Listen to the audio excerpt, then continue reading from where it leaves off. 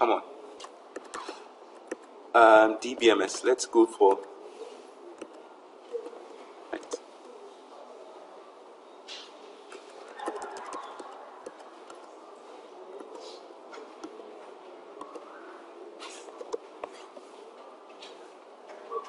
Okay, I'm just using Microsoft Access just as an example database, right? I'm pulling. Okay, so this is a simple table containing, or a simple database containing 3 tables. Hello.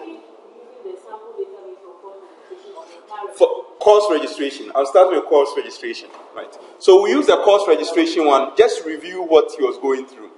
Right. So I'm just going to show you the diagram for that database. Right. So this is a database that has a course that has course ID, course name. Student has SID, F name, L name, and the registration. So when a student is registering, they will insert their student ID. We go and pick up the course ID, and then we add the date that they registered.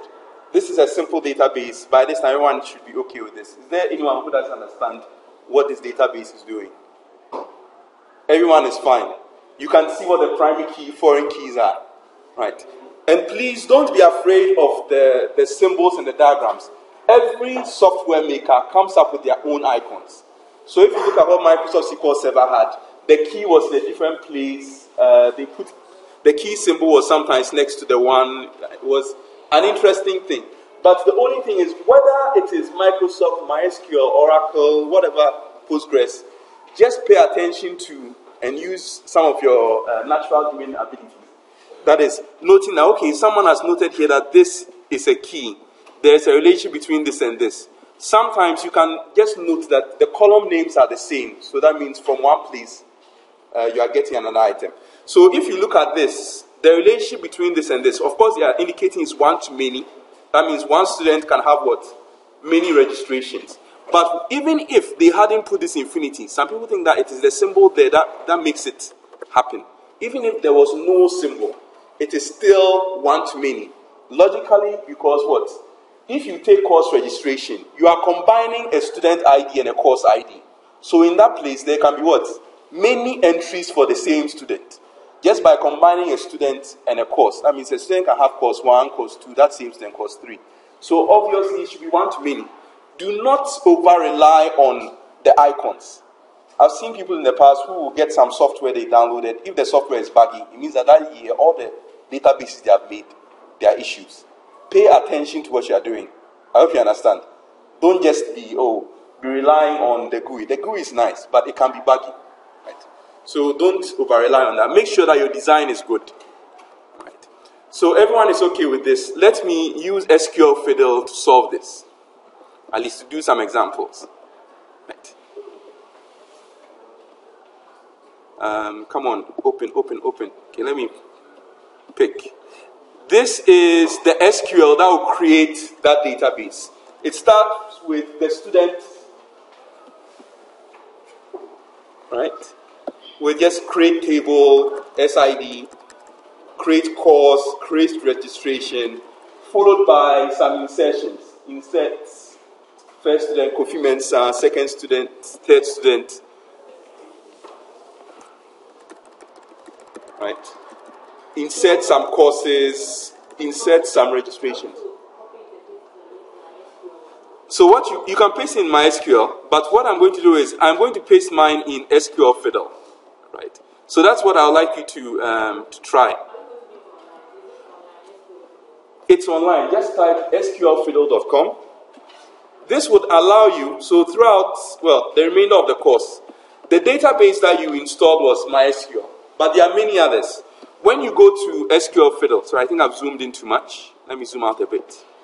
When you go to SQL Fiddle, they have a whole list of databases that you can try. Right. So there's MySQL, 2 versions of that. There's Oracle 11G. There's Postgres, WebSQL, SQLite, MS SQL 2014 and 2008 version. Right. So I'll pick, say, 2008 version. What you do is you paste So it says that on one side, it says build schema. To create a schema, it means what? You define your databases, your database tables, and you also do the insertion. So on this side, don't write something like create database.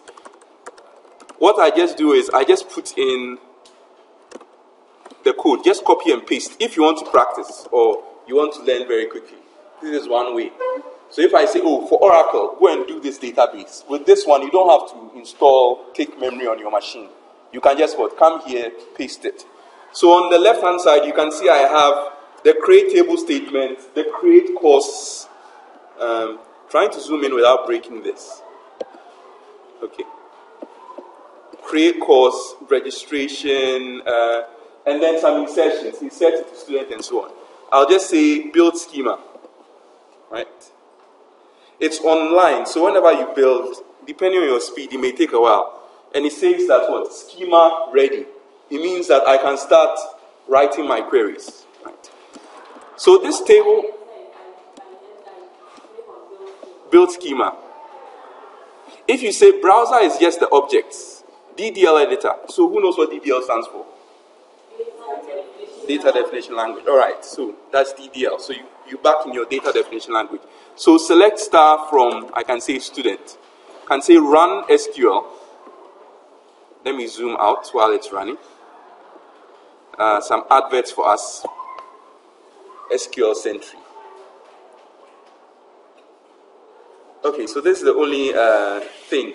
That because it's shared by many people, sometimes it takes a while to get back your result.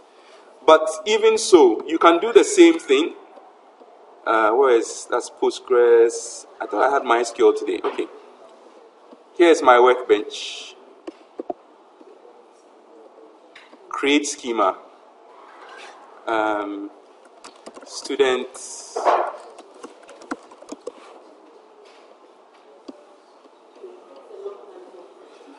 Yeah, the long time is because there are many people in the world who are also running queries on their machines. So it's nice to have your own machine, but if you don't want to deal with your own machine, I mean, another way is to just use theirs. So use student registration. You can see that this is very similar to what he had, right? For this one as well, I have to say use. How do I even change the font size? I know there was a way to. Preferences, SQL editor, appearance. Someone is very happy.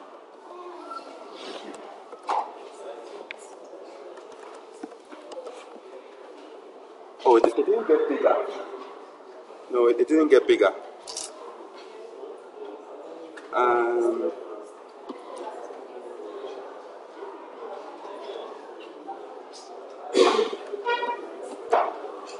It seems it didn't do. Oh, there's something wrong with my query, right? It says select star. What am I missing? From.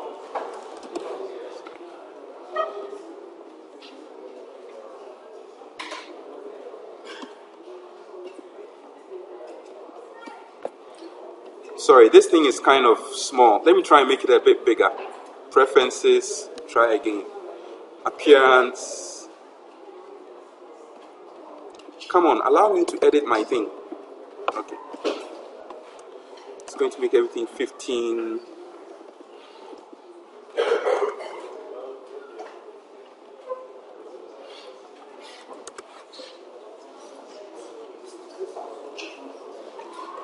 Oh, come on.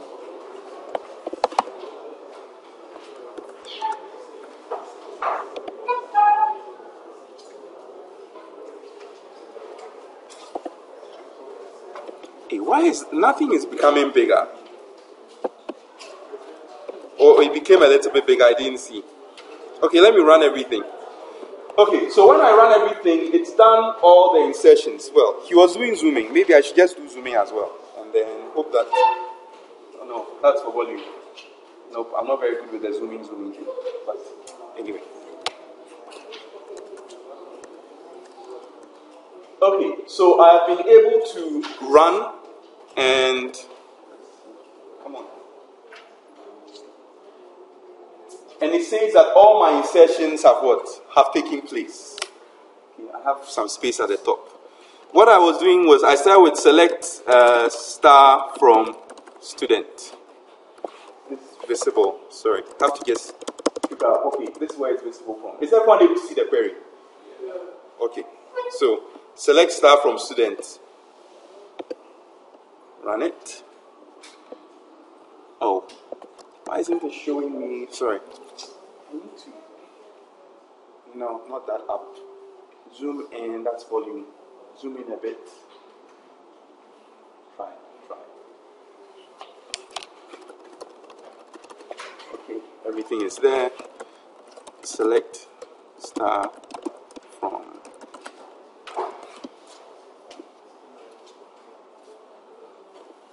Wow, today my thing seems to be, says 4 rows returned, but where are my rows?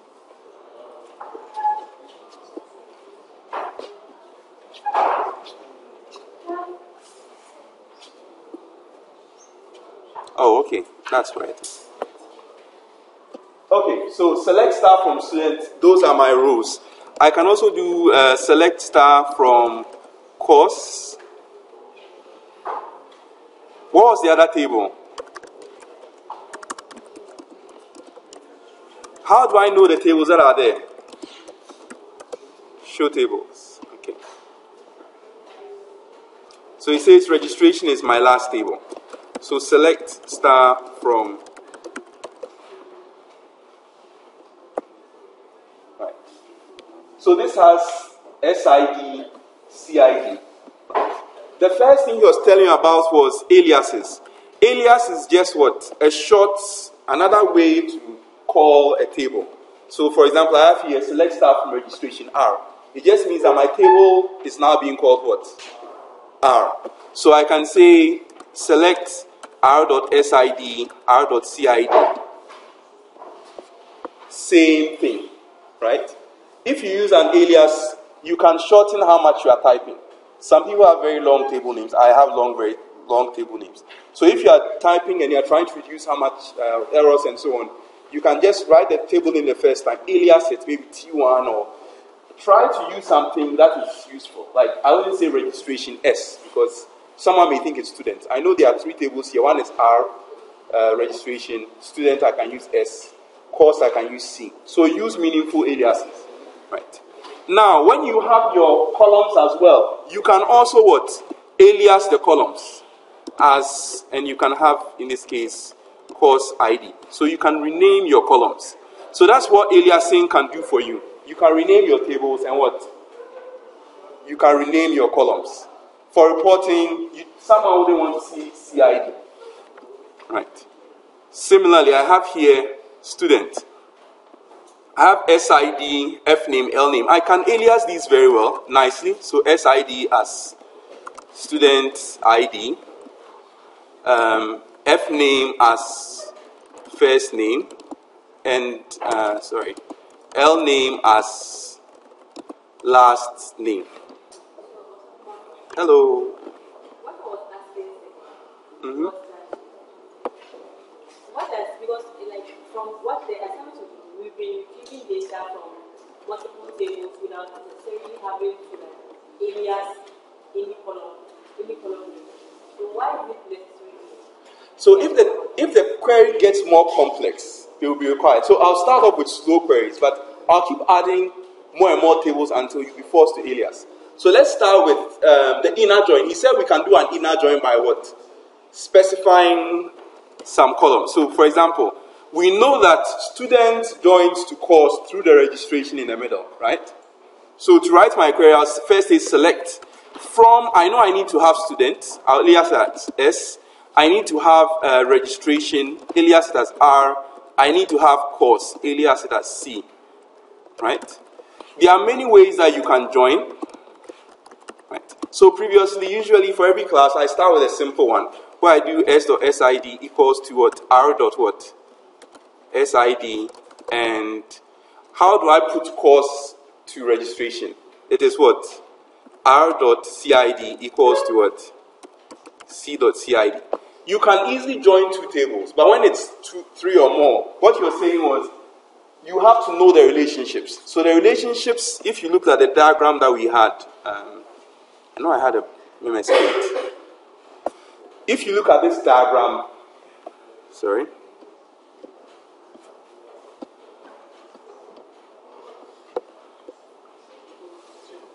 The diagram already tells you exactly what, how you are going to put the things together, right? Is everyone okay? That was why you're saying in the beginning, when you start, it is good to know how the tables are related. So the same way that you can see these columns, you can see that it's the same way I've written my query. This ribbon has to hide. Minimize ribbon. Right. So you can see that how I've written my query. Student registration course. Those are the tables that if I were doing a diagram for those three tables, that's how they'll be put together. I'll see that what? Course CID is equal to registration CID. And that is, what is in the second condition. This one says what? Registration SID is the same as what? Student SID. That is my first one. So whenever you are doing anything, you have to know the design, or at least take a look at it and see which column goes where. Right. So even if there are 20 tables, I expect you to be able to join them. I hope people are cool. Just take your time. How does this table relate to that table? You join it. How does this table? Just take your time. You can do it. The one was always 1-to-1, but you can do 2, you can do 3. So let's run this. So by putting this, I need a semicolon here. Else he thinks that I'm crossing over. Alright. So now it's telling me, and you see it's pulling, first of all, the columns from students. SID first name, last name. The columns from registration, which is what? SID, CID. And lastly, the column for the course, which is what? CID name.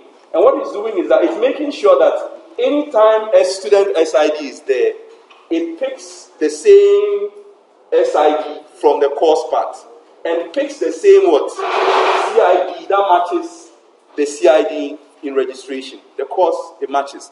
Now, if you did not match the conditions properly, so for example, if I do this, let me comment out part of this. I just want to show you something, just so that you don't just write queries for writing's sake.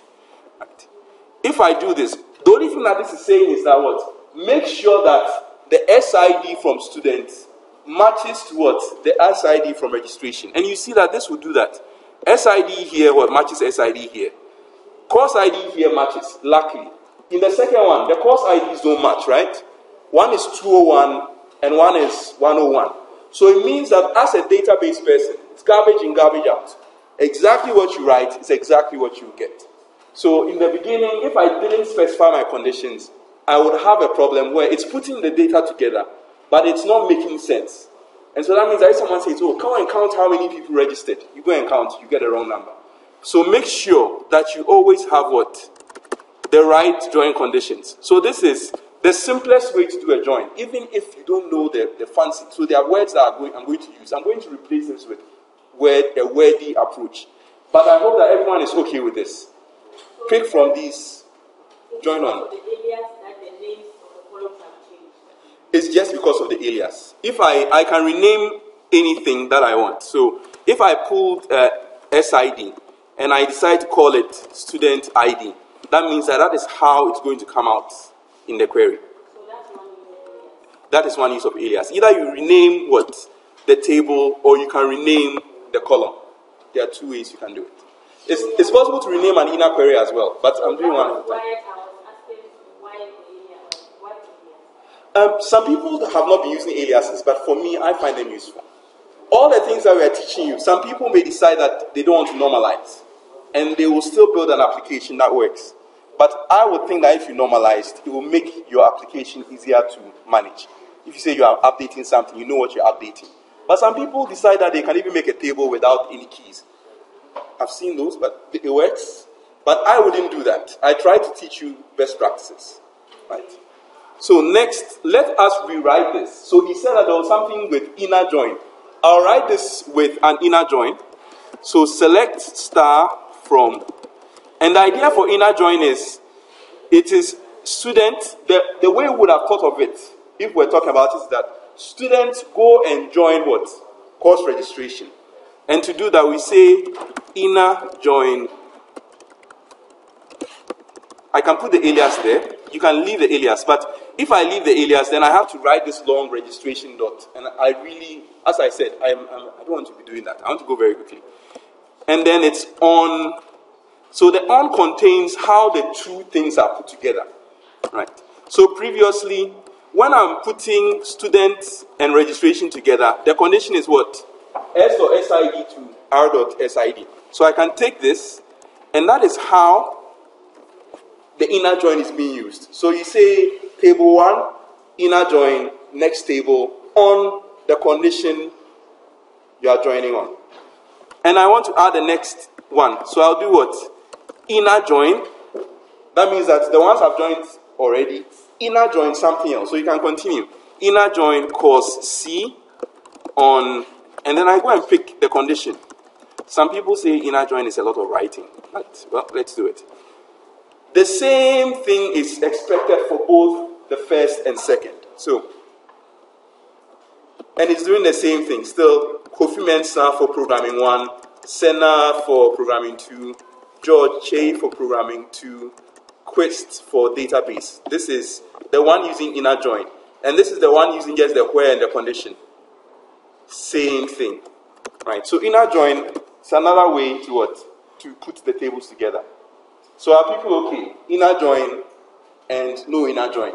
Same concept. So we can sort of inner joins without realizing it. So you have been doing inner joins. As I said, a lot of the things that are there, it is like lingo. It's like Ajax. People have been, these days, I don't use the word Ajax a lot, but these days I hear a lot of younger people like, hey, my website is Ajax. In the past, we just say, oh, I use JavaScript and XML.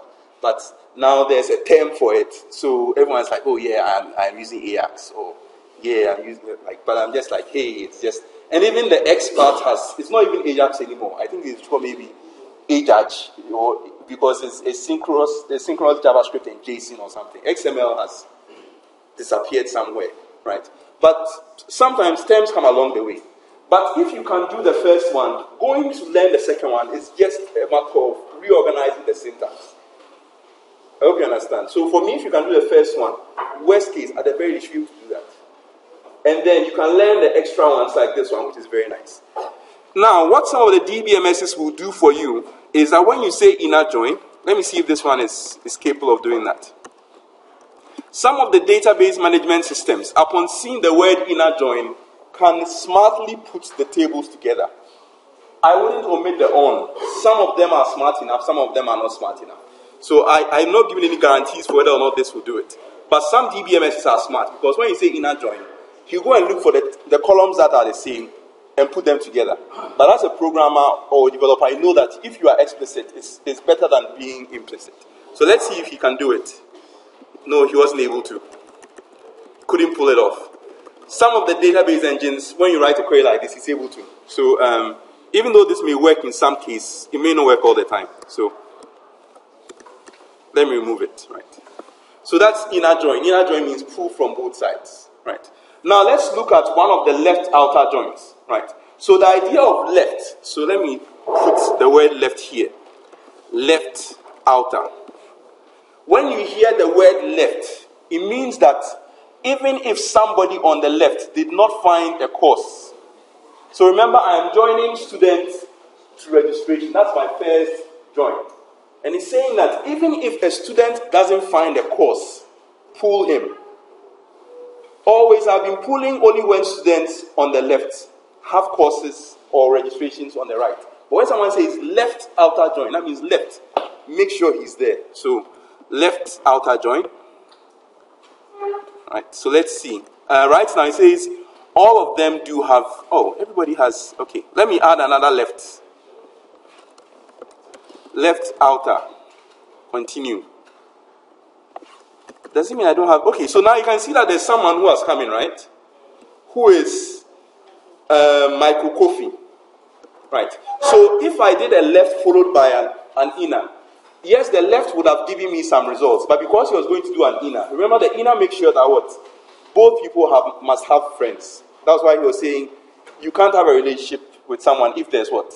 There's no friend. That's what he was referring to. So it means if I say left, then that means that in this case, students should be represented even if they don't have registration, even if they don't have course, even if all are now. And for that person, Michael Kofi, you can see that all these are what? Filled with now. So whenever I say left, it just means that what? Bring him and fill his information with now. So that is the left outer join. Right. Let me do one with right so you can see. This is left. Now I'm going to do right. What do we expect when we are saying right outer join? Since course is on this side, what does it mean? So it means bring the course, even if the course doesn't have what? A registration or a student. So let me run this and then you see that, hopefully, that effect. So now we are seeing that programming 3 doesn't have any student. Similarly, OS doesn't have any student. Right. So with this left outer join idea and right outer join idea, we can now be able to not always say, oh, inner join, inner join. We can now ask other types of questions, such as, which course has no students? Right?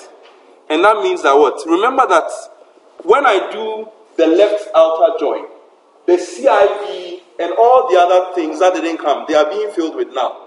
So if I want to get a course who doesn't have any student, I just have to say what? If student ID is now, then that means that the course doesn't have any student, right?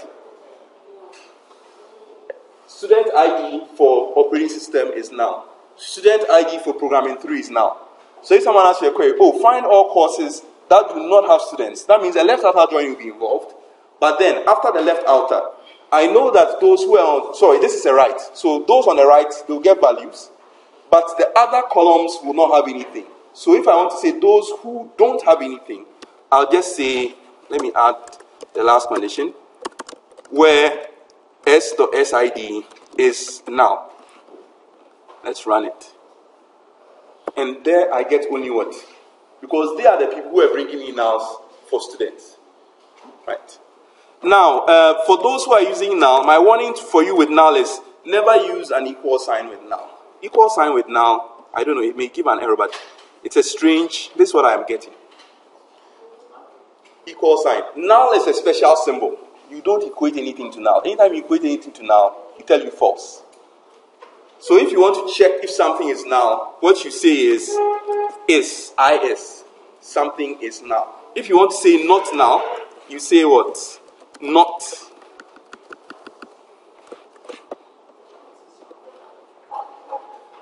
Right. So not, that means that those who did not get now students, they are coming up. Those with now. So with now especially, use what? Is now. That column is now. Question. So if I want to take out the S, No, you can't just do a column and then now. Here it is, what's the word? They're like logical operators. Your logical operators still are in play. Something equals to something less than, equal to, greater than. But now is special. Now I'm warning you is special. Now you have to say is now. It's a little bit like Python. Python has something like is none for the null case. There are a lot of languages where some special objects, you treat them differently. Null for databases is special. It's empty, but it's not really empty like empty string. It's below empty string. It is not, null and empty string are not the same. How people understand? yes, sir. Okay. So if you want to say not now, would you say not now or something? I think you can also do this. It's not, I don't know. Usually I tend to write safe. Okay, this also worked. It's not now, it's also working. Right. Or not is now. No, that one didn't. Right. For me, I've been using the not like a function to just be on the safe side. I just say this operation and this operation return me a logical thing, true or false. Not it. That means what? Flip it. That's how I code. I code in a very consistent programming language across the board way. I don't. It's a lazy form of programming. I don't try and learn. Some people learn all sorts of magic syntaxes. I just do a few simple things and do them well, than to try and do hundreds of things. And you are trying to remember, that one cry, is it this word before that one? I don't do that. Okay, so we are almost out of time. Right. Okay. So the databases are there. This one has been put up. His slides are up. I've also put up a car registration database. Right. So I'll put up questions and then solutions so that you can write your query and see if you can get the same answer that I'm getting. Right. So thank you very much. Let me find my answers and put them up.